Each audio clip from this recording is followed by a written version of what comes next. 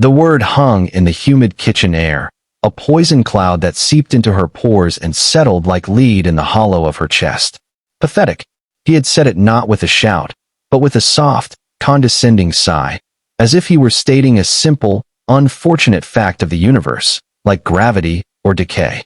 Elijah stood in the doorway of her small, immaculate home, the home she had scrubbed and polished into a sanctuary, his expensive cologne a cruel invasion.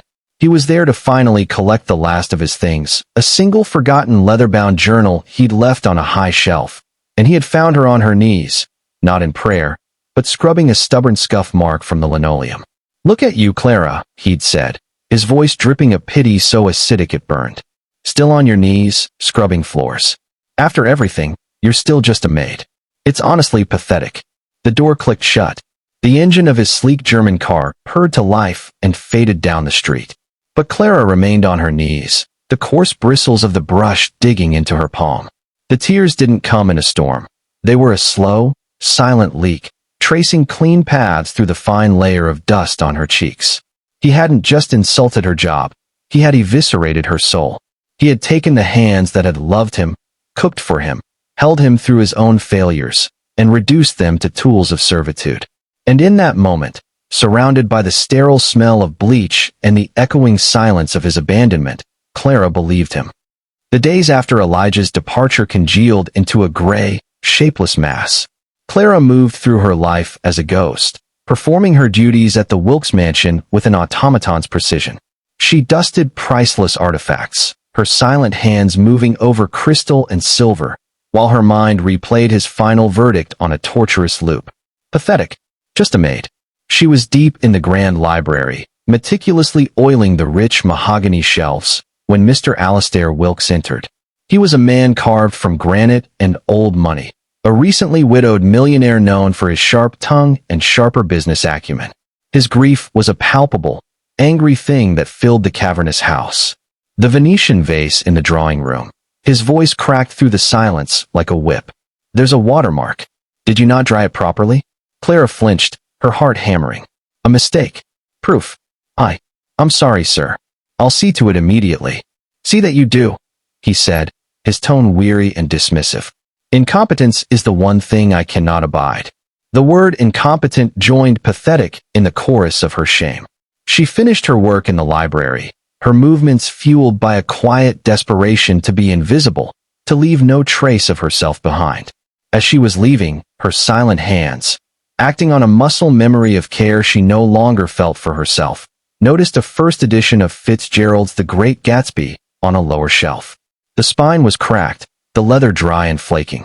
It was neglected, aching. Without a second thought, she fetched her small kit of restoration supplies, fine linseed oil, a soft, lint-free cloth, a delicate bone folder, and returned. She didn't ask permission. This was not for him. This was for the book. It was an act of pure, unrequested reverence. She worked with a hypnotic slowness, her fingers, stained with polish and cleanser, now becoming instruments of preservation. She applied the oil in gentle, circular motions, feeling the leather drink it in. She carefully eased the cracked spine, her touch impossibly light, a whisper against the decades of damage. For a full hour, she was lost in it. The world, Elijah's voice, Mr. Wilkes's scorn, all of it faded away.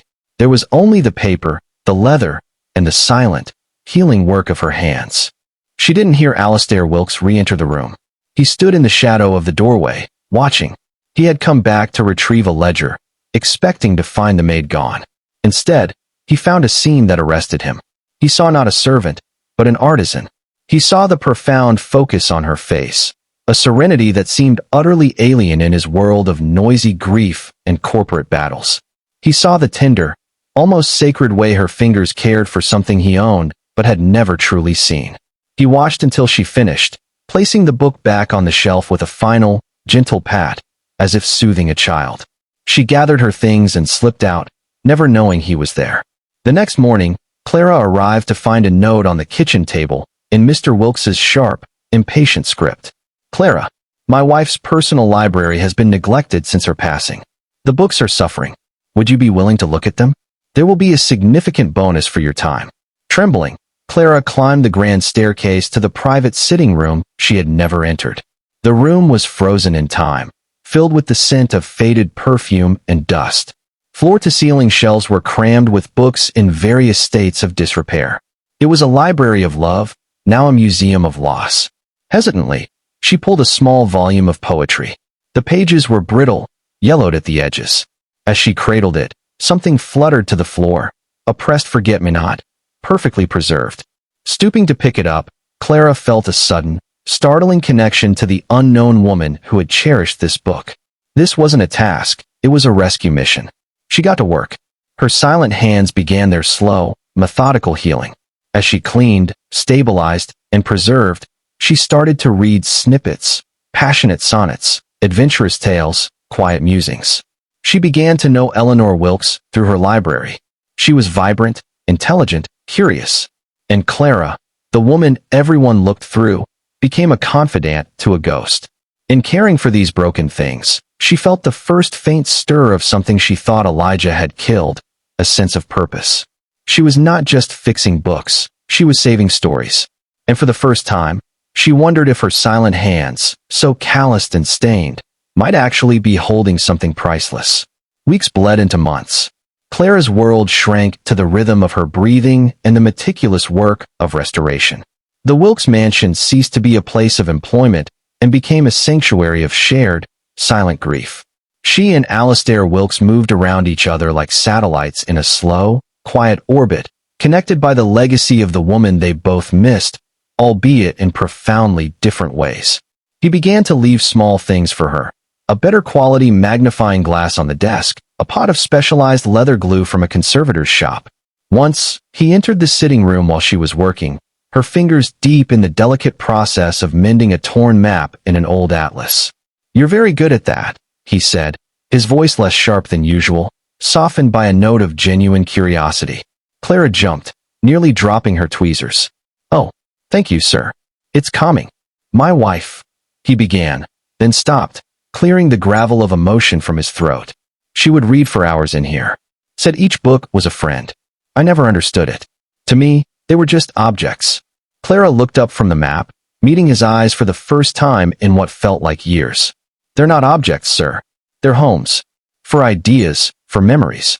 "Pressing this flower," she said, pointing to the forget-me-not now safely housed in a small glassine envelope, was a moment she never wanted to forget. "My job isn't to clean the paper. It's to make sure that moment isn't lost." Alastair Wilkes stared at her, truly looked at her. He saw the intelligence in her eyes, the deep wells of empathy, the quiet strength in her posture. He saw the artist, not the maid. He gave a slow, almost imperceptible nod and left the room without another word. The transformation was slow but seismic. Clara's hands, once a source of shame, became her pride.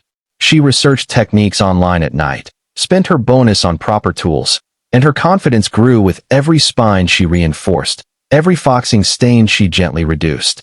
She stopped hearing Elijah's voice. Instead, she heard the satisfying whisper of a page turning, the gentle creak of a spine relaxing under her care. One afternoon, she was working on Eleanor's most prized possession, a first edition of Jane Eyre, its cover nearly detached. The process was intense, requiring all her focus. Alastair had come in and sat in his wife's armchair, watching her work, saying nothing. The silence was no longer awkward, but companionable. Clara applied the final bead of adhesive and held the cover in place, her hands exerting a perfect, steady pressure. She let out a soft, satisfied sigh when it was done. It was perfect. It was then she heard a sound she'd never heard in that house. A ragged, broken sob. She looked up, startled. Alastair Wilkes, the formidable millionaire, had his face in his hands. His shoulders shook with the force of his weeping. Clara froze, unsure what to do. After a moment, he composed himself slightly, wiping his eyes with the heels of his palms. He looked at her, his own eyes red-rimmed and vulnerable. "Forgive me," he rasped. "It's just, for a year, this room has been a tomb. A place of utter silence. The most painful silence I've ever known." He gestured toward her hands still resting on the book. "And then you came in. And you didn't make a noise. You were just silent. But your hands, Clara, your hands have been speaking to her. They've been caring for her friends, honoring her memory. You've been listening to a conversation she started, and you've been answering. You've brought her back into this room. He took a shuddering breath. That man, the one who called you pathetic, he was a fool.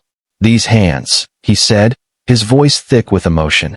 These silent, brilliant hands of yours, they don't just restore books. They restore souls. You have a gift, Clara. A truly priceless gift. Clara felt the words wash over her, not as a compliment, but as an absolution. The lead weight of Elijah's cruelty finally dissolved, evaporated by the searing truth of this broken man's gratitude. She wasn't pathetic. She was a healer. She was an artist. She was a guardian of stories. She didn't say anything. She simply offered a small, gentle smile and placed the restored Jane Eyre carefully into his waiting hands. His fingers closed over it, not as a valuable object, but as a cherished piece of his wife's soul, returned to him. Clara left the Wilkes mansion that day not as a maid, but as a woman reborn. She used her bonus to start a small business, Silent Hands Restoration, working from her own home. Clients came, first through Alistair's fervent recommendations, then through her growing reputation. She handled family Bibles, love letters from the war, children's first scribbled stories. She was working one evening, the scent of leather and linseed oil filling her small, clean home, when an email arrived.